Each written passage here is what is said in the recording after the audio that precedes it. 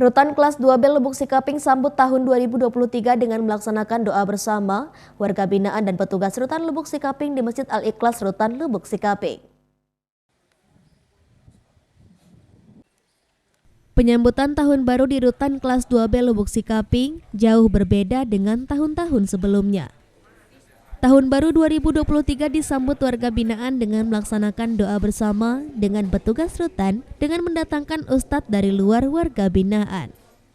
Warga binaan menjalani doa bersama dengan khusyuk dan penuh rasa syukur.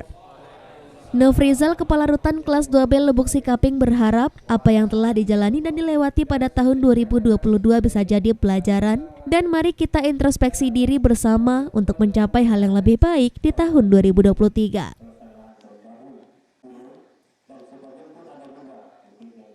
Kita pertama tabligh akbar, yaitu sekalian berdoa bersama dalam rangka untuk tahun 2023. Ya, himbauan kepada warga binaan untuk tahun 2023 ini semoga lebih baik daripada tahun 2022.